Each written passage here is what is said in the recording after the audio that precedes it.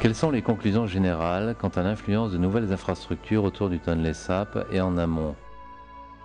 Au niveau du bassin du Mékong, de nouvelles infrastructures se mettent peu à peu en place.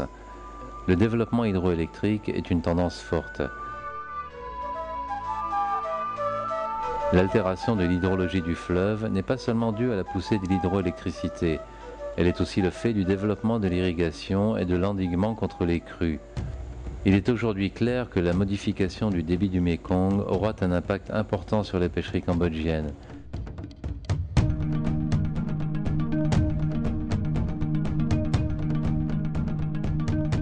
Même à un niveau local, plus de 14 000 nouvelles structures ont été identifiées autour du lac. Et ceci est une estimation prudente. Elles incluent en majorité routes et périmètres d'irrigation.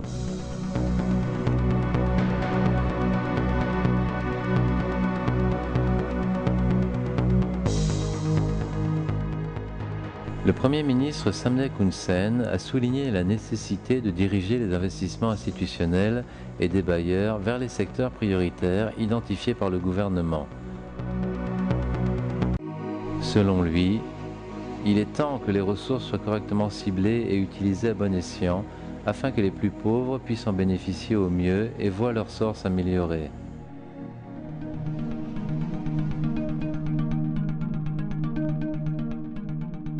À la lumière de cette directive et compte tenu du bilan effectué, quelques recommandations peuvent être proposées.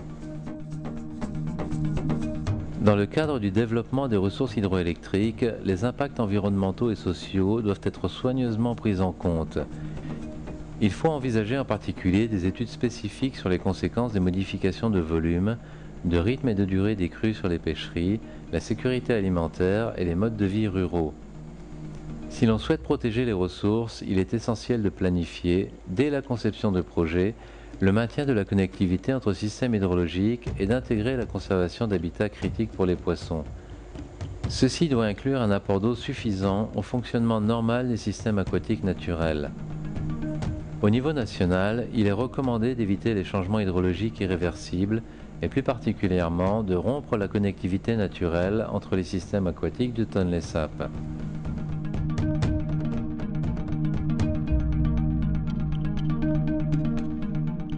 La planification des routes doit prendre en considération les groupes sociaux les plus pauvres et envisager de quelle manière les faire bénéficier davantage des routes construites. Pour cela, il est nécessaire d'adopter une approche décentralisée, incluant les institutions locales et des consultations systématiques entre les parties concernées au niveau national et au niveau local. Une formation spécifique des conseils communaux est nécessaire afin de mettre en place une communication réelle entre agents locaux du gouvernement, ingénieurs et villageois. Ceci favoriserait un partage plus équitable de l'eau et aiderait à limiter les conflits sociaux. En conclusion, la situation actuelle est favorable, car la qualité environnementale et la productivité du Tonlé Sap sont toujours très bonnes. Assurer un avenir équilibré et prospère aux générations futures en préservant la richesse exceptionnelle des ressources naturelles du pays reste néanmoins un défi de taille pour les gestionnaires et les politiques dans les années à venir.